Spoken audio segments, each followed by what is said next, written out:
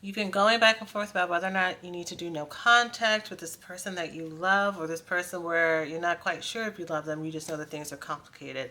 Either way, no contact seems pretty extreme. You don't even know if you are strong enough to do it, or you've tried it before and it hasn't worked out. You just reconnected again or fallen for the trap of I've changed, right? And so you want to do it again. So I'm going to talk with you about reasons why you should do no contacts, but a way to do it differently. So, one that actually sticks, and also so that it could be a healing tool. So, I help women who need to heal from something called love addiction. Love addiction is like insecure attachment on steroids. So, in a room of 100 people, you will find the one person to befriend or to be in a partnership with that will repeat previous traumas that you've already had. So traumas like rejection, abandonment, where you might have a codependent relationship where you're overgiving in the relationship and it's hard for you to establish boundaries. It may be a relationship that starts off really great only for it to falter at the end and you're left looking at what is going on.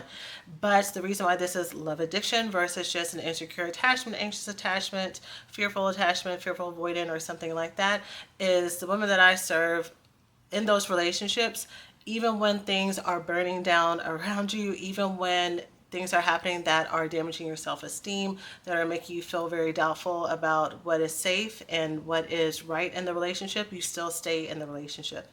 And not only do you still stay in the relationship, you continue to give and to give and to give compulsively because there's this hope, there's this franticness, there's this desperation around if I can get this person to change, if I can get this relationship to make it, then that will mean something about me, that I will feel safer, that finally I can rest because I am loved. That is, this person actually truly loves me because I'm good enough for them to transition and to create the habits and the communication styles and to want to give to me, right? So these are the relationships that you consistently find. So even if you do a self-love detox and you stay away from all relationships, you find this relationship again. Even if you become a person that you will date casually, once you find that one person, you fall in love with the idea of love, you fall in love with the fantasy of who that person could be, and again, all your boundaries leave. So the problem with this is that to love deeply and to be loyal and to be committed and to be open and to compromise, to be the person who is the bigger person, the person that is willing to look at themselves and say, okay, maybe I did something wrong, to apologize. That's wonderful. Those are all the skills that you need in intimate partner relationships, again, whether or not it's friendship, romantic, or family. The problem is that the women that I serve, we are the ones that we will give it to the people who least deserve it. I also have a podcast called the Black Girls Heal Podcast. And one of the things that I said in a very recent podcast is with the people who are healthy and the people who are available and the people who are willing to sacrifice and give to us and who are really confident, or the people who are self-accountable, for them, we have this much grace. We have this much forgiveness for them. We're like, you should know better. We've talked about this before. Maybe we haven't talked about it before, but again, you should know better. And our tolerance for any mishaps or miscommunication with them are very, very slim. We don't really want to communicate. We don't really want to express what's happened. And it's easier for us to exit those relationships or to mark in our head like this invisible tally list of what they've done wrong for when it's time for us to cut people off. We're very sensitive to being hurt. However, with the people who are constantly hurting us, the people who are not consistent with their word, that might be prioritizing other relationships over us, that may be here to take what they need and then leave, that might be an emotional drain. With those, we want to over communicate. We want to give a lot of space and time. We want to practice some forgiveness. They're still learning. They're still growing. They told me that communication and feelings were hard for them. They told me that they're going through a lot. And we don't have the same amount of grace for those people as we do for the other ones. But the reason why you're watching this video most likely is that the people we've been giving grace to, the people we've been giving feedback or forgiveness to, it's come to a place where it is emotionally toxic. It is hurtful. It is traumatizing to us. I want you to know that relational trauma is just as significant as like intimate relational trauma. It's just as significant as what some people call big T traumas, right? So when we think about the impact of hurricanes and losing the things that you own, when we look at the impact of really horrific car crashes and surviving that and the trauma that comes with that, the reason why that is just as significant is because, again, I'll repeat the point that I said before, in a room of 100 people, we are going to be attracted to the one or two people that are going to repeat unresolved childhood trauma. So all the ways that our inner child was neglected, ashamed, abused, convinced to minimize her needs, forced to do things that didn't work for him, her, or them, we find that same person. So the same amount of anxiety, the same amount of fear, the same amount of self-doubt, the same amount of isolation, the same amount of trauma that may have caused you to disassociate, that may have caused you to become an overachiever or perfectionist or try to find some control in your life, that may have caused you to look either temporary or long-term into addictions, right? That have caused you to learn how to numb out that intense trauma that is very real trauma. We find the people who repeat that type of trauma. And so that's why we can only go so far in these relationships until it's time for us to leave. And so that is the first reason why it is important for you to do no contact, because the relationship that you're in, if you're starting to see an impact in your self-esteem and your ability to eat, your ability to sleep, and whether or not you're hiding details from other people, to whether or not you're feeling as if there's something wrong with you, and you're personalizing and you're taking in the amount of the impact of the wrongdoing of the other person on yourself, and you're making it to be about you. And the way that you can you're not going to see all the time that you're making it about you. When you're in these types of relationships, it is very easy. What makes it easier for us to stay is earlier on, we learned that we were the burdens, right? That if something was going on in the family, or maybe not even the burdens, maybe you might have been the hero of your family. If something was going on, it was your job to fix it. And the way that you could fix it is either by stepping up and stepping in and figuring out what everybody needed, and you're the one who's in charge of giving people what they need, even as early as 3, 4, 5 years old for some of us. Or you were taught that the way that you could fix it, if your trauma is along the burden track, is just being quiet, getting out the way, becoming silent, going along to get along, right? So we will find relationships that we can repeat that pattern. And so when problems are happening, we have this automatic wiring that immediately computes it to, well, I'm the problem.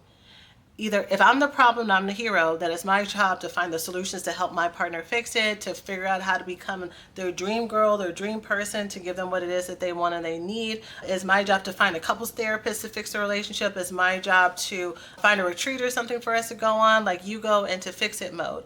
Even if and when the other person is not willing to do the work, they will sabotage the work. They may start and then stop. And so you'll try to pick up the emotional labor. Or the way that you will fix it is to become invisible, or to have your needs become invisible, because you're trying to cater to their comfort, and their comfort means prioritizing their needs and their wants, right? So if you're in a relationship where that is completely focused, both of those parts, both the hero and the burden, it requires for you to not have any needs. It requires for you to not have any needs, for your point to be in the relationship to be for the pleasure, to be for the usefulness of that person.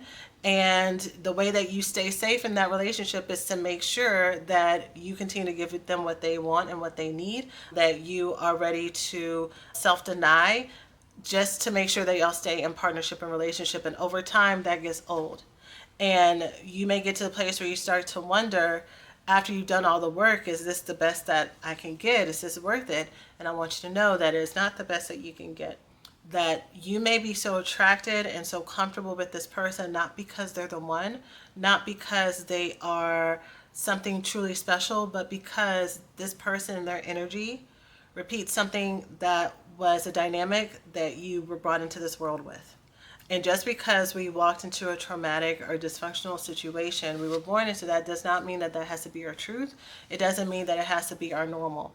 And for some of us, we may talk about wanting to be in a fairy tale, happily ever after romance, or to be in a healthy relationship, but we may have a lot of doubt of whether or not that's even possible, not even really knowing what it looks like. But the reason why I'm encouraging you to do no contact is because you're not going to get to that by being connected to a person or relationship that is constantly reminding you that this is the best that you can get. One thing that I tell my clients and my students a lot is that when they're trying to heal from the symptoms of PTSD, let's say let's say they're living in a toxic family home. They're an adult, but they're living in a toxic family home with a mother, father, both people, a grandmother, someone who's a narcissist, right? There's a lot of narcissistic abuse. And they're staying in that home, maybe because they're trying to help out, maybe because culturally kids stay in the home until they get married or until they have to move away. But most of the time, they're staying out of good energy and good effort. But this is an emotionally stressful household. It's an emotionally traumatic household. So we're working together and we're trying to help them heal their self-esteem and believe in themselves and to make better decisions in their relationships. And I always tell them it's really hard for you to heal and feel safe when you're living in a war zone. If you have emotional bombs dropping around you all the time, and you never know when it's going to come, you never know when the next missile is going to come through your door, you never know when someone's going to send you a text in the middle of the day to completely discount the good things that are happening for you, and you're constantly having to fight off these attacks or go numb inside of you, it's really hard for you to feel safe. So it is best for you to exit that situation, to let your body heal, to let your nervous system heal. And then if you want to reconnect with them, you can do so from a more sober place, from a saner place. You're more clear about what's your part versus their part. You're able to communicate that better.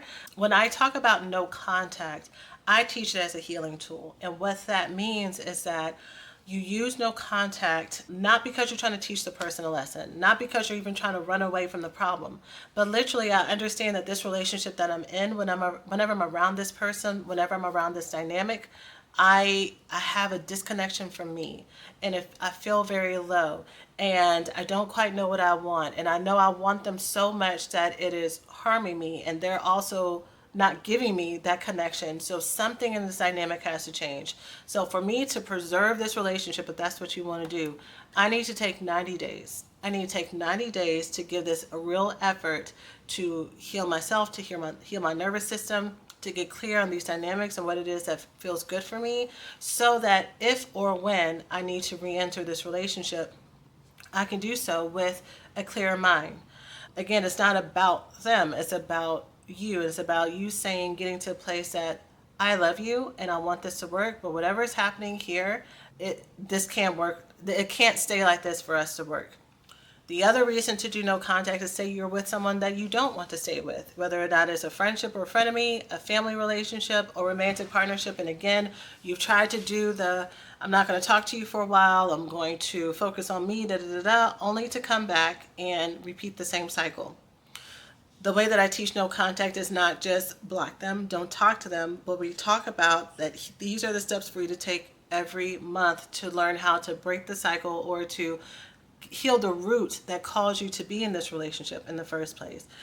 You keep returning to this person for a reason. They give you something that you need. You think it might be completion, but it may be something else. It may be an access to a part of yourself that you feel like you only have access to when they're around. It may be a certain type of companionship, that they are not the only person in a world of billions of people that can give you that type of companionship and you enjoy it. When we are in addictive relationships, we can idolize a person. We can say that they are the only person who can love us this way, that can make us laugh this way, that can make us have intimate pleasure in a certain way. They are the only ones who can do me like they do. That is not true. That is probably carried over from trauma. And here's the reason why I say this. Love is not supposed to hurt y'all. At least not to the point that you're considering, do I need to take a break from this person? Because it's so emotionally toxic and damaging. People have fights. People have miscommunications. People have moments where they're like, man, is this worth it? But if this relationship is getting to the place where you are so trauma bonded to where you have lost your identity and you can actively see, like the haze is gone, the honeymoon is gone, you can actively see how toxic this is, and you still can't create boundaries, and they are not able to or don't want to create boundaries themselves, that is not a healthy dynamic. That's a bit dysfunctional. And you want to be in healthy relationships, which looks like even when there's conflict, each person is self-accountable. Each person can say, this is what I need, this is what I want, this is what will make me feel safe, and the other person can say the same, and you're able to talk about it, and you're able to make a healthy compromise, not one person denying themselves in order to appease the other person. The other reason for you to do no contact, I've already said, is you may be repeating childhood trauma in an adult format. I already shared that earlier. And the last one that I'll share is the reason why you want to do no contact is you are addicted to this relationship and this dynamic, and you're trying to negotiate with it. You're trying to say, okay, I'm not going to talk to you, but I'm going to stay your friend. And then how long does that last for you to stay that person's friend? I'm not going to talk to you, but I'm only going to check in with you on holidays and when things are hard, because I've been an emotional resource for you and you've been an emotional resource for me. Only for you to reconnect, because all those things are emotional foreplay. When you're in a trauma bonded relationship, your bond is based on emotion. It's based on intensity. And whether or not that intensity is hate or love is there. A lot of people think that the opposite of love is hate. It's not. That's why sometimes when, especially if you're in a very toxic dynamic and y'all fight, sometimes that is how y'all make up. Sometimes when there's a lot of distance and y'all don't really know how to connect, one or both people might pick a fight or be excited to have a fight, because now there's intensity. We didn't have any of the love connection, but this hate gives us the same amount of fire that we were missing before. And that gets old. It might be exciting for some of us at first, but after a while, you just want to chill. You just want to be in a relationship that doesn't hurt, right? And so giving yourself that 90-day access will help you make that decision. I have a program called the No Contact and Detox Support Kit. And in that kit, I break down the 90-day process. And I talk about, this is where you're going to be feeling these 30 days. Here's what you do to get through it. And not white knuckle it. That's another reason why this doesn't really work, is because people think that no contact is about just not talking to the person and distracting yourself and like trying to fill your life and have all these hobbies and going out and going on trips or picking up things. Like, that's not what this is.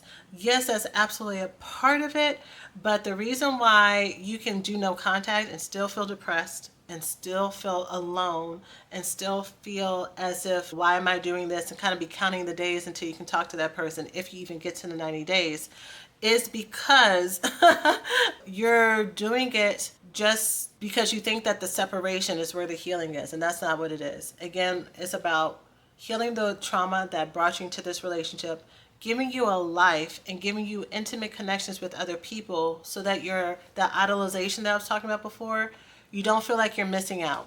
It doesn't feel like, sometimes what stops us from doing no contact too is it seems like the world is in color when that person is there, even with as toxic as it is. But when they're around, everything is gray. So yeah, I can go do hobbies, I can hang out with other people and everything, but my life is lacking the color. We want you to have a colorful life, a life that's full, that's rich, that is life-giving, that's pleasurable, that's full of love and intimacy, and that feels safe and gives you that same romantic, intimate feeling with people who actually will be there, versus the ones who kind of have dangled it in front of you, intentionally or unintentionally. You deserve better than that, okay? So you can find a link for that down below. You can also go to blackgirlsheal.org/no contact to get access to that. You get lifetime access forever to repeat, to come back to. If there are parts of the no contact kit that you're like, I'm going to do this part, but I'm not going to do this part, and you try to do it and it doesn't work, that's okay. Just go back and do the program the way that I suggest for you to do it, and then see if that works out for you and get some help around it in our coaching program if that's something that you need some support with as well. Okay? So that is it for now. I'm sending you so much love, and I hope that you take this process if that's the next step you need to take. Take care of yourselves.